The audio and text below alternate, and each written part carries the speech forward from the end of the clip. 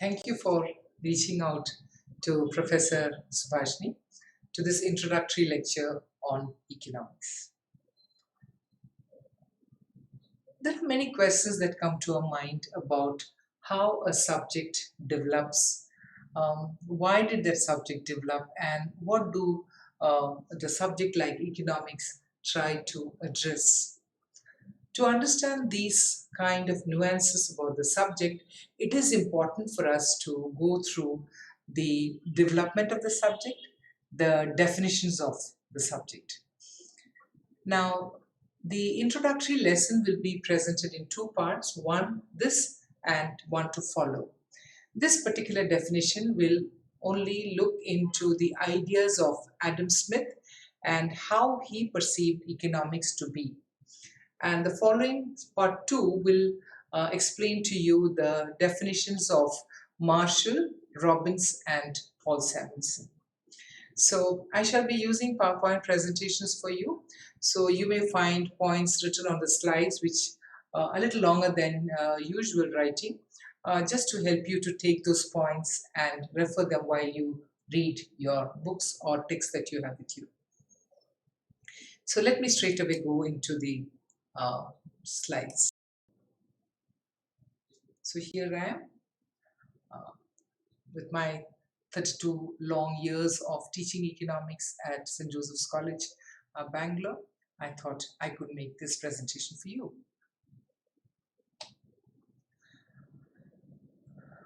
I like to take you back to a very brief history so that we know how we have got this subject ready for us. Did these hunters and gatherers have any economics to understand? Yes, of course they had, but they never used the term economics, or we don't know what they did, but we know that they had to take care of their safety. They had to protect themselves against these wild animals. They needed to rest and they needed to gather food for their survival. This period was soon replaced by a period when they settled down, they could find seeds, they could plant them, they could find crops, and they could also find that they had more than what they could consume, and probably started this process of bartering with others. This went on for a while, and then till we find that this agriculture revolution was succeeded by the industrial revolution. Now, industrial revolution was a period of science and technology, and we find that so many discoveries and inventions were made at that time, and these inventions and discoveries changed the way people would have produced goods. Production took place, and the kind of goods that were produced and how the surplus goods were being exchanged with each other. This period, again, we find was succeeded by this information revolution, what we see now, how time, distance, everything has changed. And we find that knowledge economy that we are living in today, where knowledge is a source of income, knowledge is the source of employment, knowledge is the source of trade, and the knowledge is the source of the national wealth. So these are the changes that we have seen in history. And economics as a subject looks into all these periods to find out how the understanding of economics have developed over time and how they have changed over time. So this evolution of economics into a separate subject to today to get a Nobel Prize in economics, it has had a long history. And this history is one of continuous growth. And when we talk about continuous growth, we mean that there have been writers and thinkers and philosophers who, at different points of time, try to understand the economic life of people in different ways, laid out certain ideas, and these ideas were accepted for a while.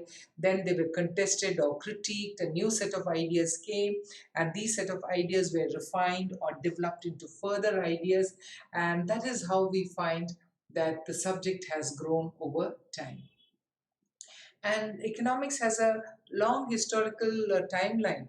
there is a subject called History of Economic Thought, which you will study in course of time if you continue to study economics, where we trace all the writers, the schools of thought, how the various concepts developed over the time, and how do we use these concepts now. So that's a fascinating paper. I'm sure that you will study sometime later.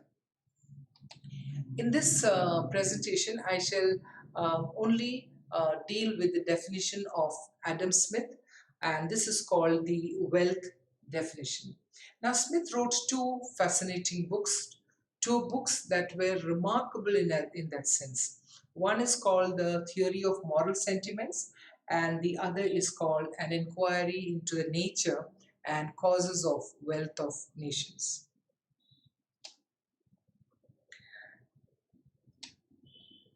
Now, Smith is also known as the father of economics.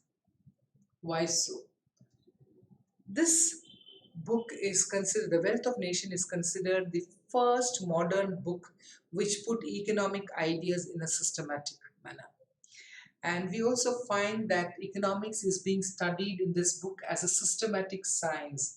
That means there is some method by which the subject has been presented here.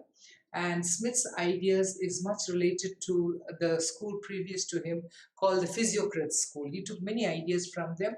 He also collected ideas. He sifted through the ideas that were before him. He understood them. He put all these ideas in a coherent manner, and he made this presentation in this book, Wealth of Nations. And even today, no serious student of economics can actually ignore the study of Adam Smith's book, Wealth of Nations. And that is also called as the wealth definition of economics. Tremendously influential, because almost every student of economics must study Adam Smith. The earlier book, that's The Theory of Moral Sentiment, is also a very interesting book, where he says that you don't have to cultivate morality in people, because it is there in people, and when they carry on their day-to-day work, it is their morality that we can see in action. So when he explained that, he went on to explain the 6 important human motives which drive economic behavior. So the first and foremost, he said that each individual is interested in himself, what we call as self-interest. So each individual knows what is good for him or her and carries on their economic activity. In today's language, if I have to take, the producer knows what is good for him, the consumer knows what is good for him. So everybody is driven by self-interest. But then self-interest can make a person selfish. So Smith said there is another motive called sympathy. And he says that many times when we do work, we do in terms of understanding others and feeling the needs of others. So when we do work for ourselves, on one hand self, we also do work for others, which is called the idea of sympathy. Today, of course, we call it as empathy, and actually it also means compassion, that doing something for others. The third economic motive, that the moral motive that he talks about, is the desire to be free. All individuals have a desire to be free, because they like to carry on their activities without interferences, without any restriction. They like to carry on their activities. The fourth motive is the desire to truck and barter, which means that very early we understand, even a child understands, that they can exchange something for other. So what we don't have, we get it from others, and what we have in excess, we give it to others. So this was the desire to truck and barter. Then he talks about labor. He says the fifth motive of human being is to do hard work. We may be lazy at times, but hard work is again the reason why we pursue so many things that we do. And the last one is a sense of propriety. That means the sense of ownership. Everybody likes to own something as theirs. So that we find when individuals acquire property, accumulate wealth, that's the acquisition. So these 6 motives in some way has been the foundation or the cornerstones of Smith's wealth of nations. I read this two quotes for you, and you can see how these two, there are many quotes in that book. I've just used two of them. You can see how these two quotes will touch upon the modern economics that we understand today, and also the economics of Smithian times, and the book of moral sentiments.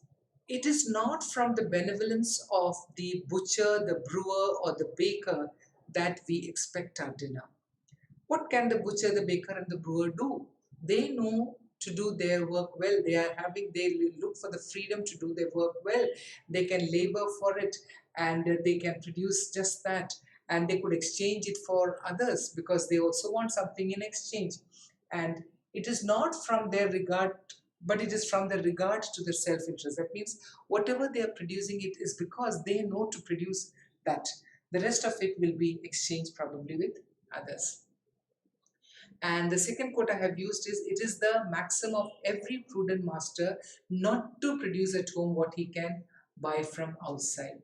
Now, it simply means that even for a nation, it is not worth attempting to produce everything that the nation needs, because it will be very costly to do that. Instead of that, we can produce some goods and get the other things from other countries when it would be cheaper to do so. We will see these themes.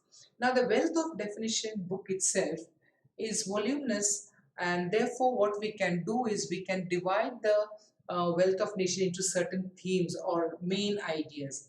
So, I choose to do it this way, and these themes will highlight to you how Smith connected one set of ideas into the other, and finally, it looks like it is a coherent set of ideas in one subject form. So the first one he calls gold and silver as wealth, which itself he has collected these ideas from a school called the mercantilism, and he believed that gold and silver makes a country rich, and the wealth of a nation is all the goods and services that it produces during that it can produce.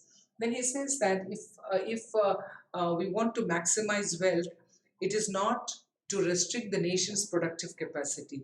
The nation should be allowed to produce what it can produce without any restriction. And the theme too is that productive capacity of a nation rests on division of labor. Division of labor itself is an interesting concept. What he meant was any product that we are using today can be divided into several production processes, and these several production processes has a certain purpose, because once a production process is cut into so many simpler pieces, then we can introduce machinery there, and once we introduce machinery, we can produce more than what an individual person can produce. To explain this to you in detail, let me take the simple example of a tailor who can stitch a shirt in a day or two, and let me take this example of a garment manufacturing factory. Now, what happens in the tailor's case? The tailor can stitch only one shirt in a day. What happens in a garment factory? There you will find that layers and layers of material is stacked up, and then we have a machine which will do the cutting. So you will get, say, 100 or 200 pieces of pockets, and 200 pieces of collars, and 200 pieces of front of the shirt and the back of the shirt or the dress that you are thinking about, and there will be so many pieces that have been made. Then you will find specialized machines, and you will find people skilled only using those machines, whose job is only to stitch pockets, only to stitch the back or the front or the cuff or the sleeves or whatever. And there are other machines which are more simplified in the sense its job is only to fold, or it is only to put buttons and so on. So we find that this shirt making product process is actually divided into so many smaller pieces, and this division of labor has allowed the introduction of many machines which does only one task. The net result of this is that by the end of the day, or by the end of 2-3 hours or 5 hours, you will have hundreds and hundreds of shirts and dresses being made, which could not have been possible for that individual tailor to do. So what has happened here is, when he says that we can divide this into small tasks, and this is called division of labor. And finally, there is specialization of the labor. Each laborer will become specialized in carrying out certain kinds of activity, in which case repetition happens, and when repetition happens, the efficiency of the worker will also improve, which means we'll create a surplus, and that surplus can be sold now, and this selling cannot happen in the immediate market. Therefore there is a need to expand the market, which in his example he talks about international trade, that there is a need to relate to the world outside to sell what we can't consume it at home, and it will also help us to introduce labor saving machinery. I'm sure that it is not very difficult to understand today with the examples of automobile making manufacturing or cycle manufacturing company. In all of these places, this kind of division of labor and introduction of machinery has been the way of carrying out production. Let me take the third example, third theme. The third is on capital accumulation. When we talk about capital accumulation, we mean how to create more capital to produce more. And this capital creation is the one that allows introducing better production processes. And when we have better production processes, we can create more wealth for the future. So Smith believed that when countries have to prosper, they have to produce more, and they will have to manage the productive capacity, and they have to take care of their productive capacity. So this is how he believed that the third theme is about capital accumulation. So all countries which wants to become wealthy must accumulate capital. Then he comes to theme 4 and 5. Fourth theme is interesting. He talks about automatic system. He felt that an economy is an automatic system. It can work on its own, which meant that there is a need for freedom. Now, there's a need for freedom. Now, let's see how this freedom and what will be the result of this freedom. He said that this automatic working, it happens because of a word that he used, invisible hand. Everybody is guided by invisible hand. When they're guided by invisible hand, they will do their best of the activity that they are supposed to do, in which case they will trade with others. So don't interfere in the trade that they do. And this trade, then when so many manufacturers or producers are producing it, there will be competition, and competition will make the system more efficient. So this was his fifth theme. Now the last of the theme, the fourth theme, the last of the theme is about the role of government. So first you talk about what is wealth, then he says how to increase the productive capacity by division of labor, and then he talks about taking care of capital accumulation, and now he talks about these three economic activities, and he says that give the production process freedom to carry on their economic activities. And the last of it now he says that these four have to be supported by a government. And his understanding about a government is that of freedom, in the sense the government does not interfere in economic activities. The government must provide those services which individuals cannot take or provide. For example, protecting the nation against foreign aggression, because individuals cannot provide themselves protection against foreign aggression. Then maintenance of internal law and order, because again individuals, we can't provide judiciary and police and maintenance of law and order, that is not individually possible. And the last one, he says that the state must provide overheads like roads and bridges and irrigation projects, and then he also mentions about education and health, because he believed that these also individuals will not be interested in providing this. Of course today these are provided by private entities.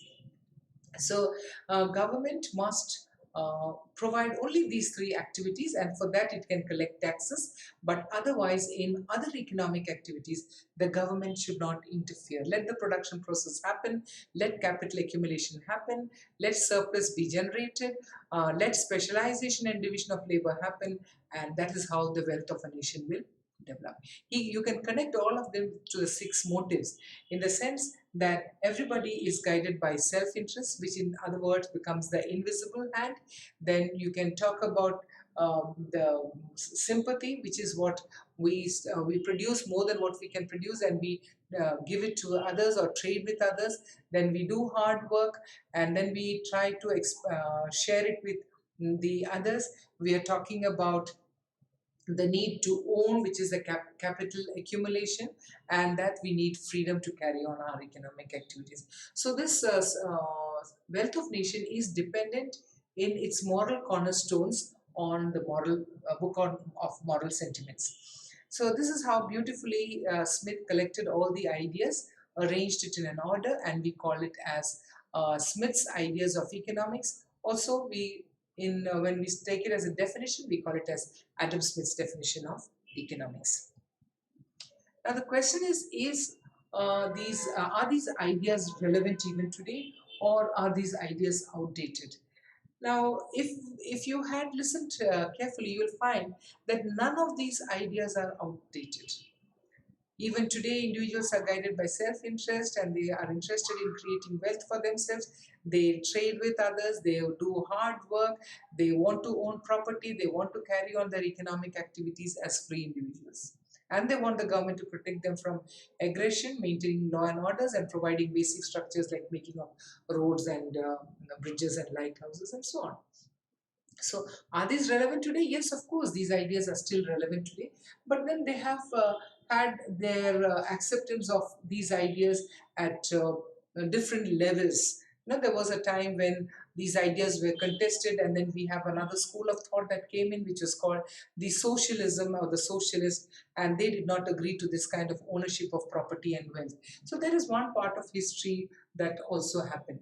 But today, even we want to understand the way the world is moving, many of the ideas of Smith are very much relevant even today. So I'm sure that somewhere along your journey with economics, you will lay your hands on these two books. Or these books are available online now.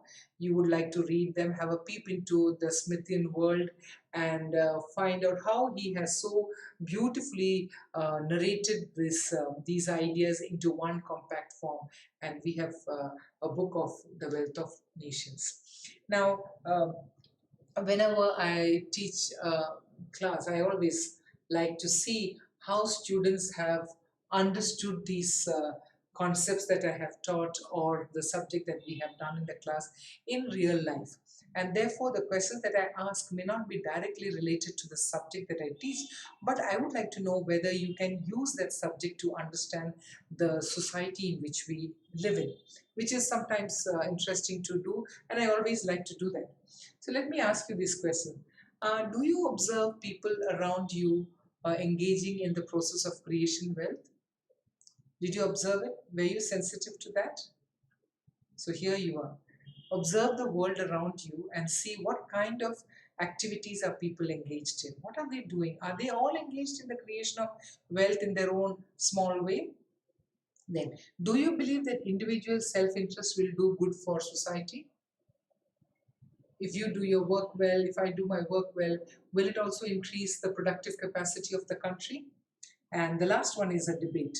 You can debate with your friend once you have formed an opinion, strong opinion about it, that in the present state of the economy, will morality and economics work together?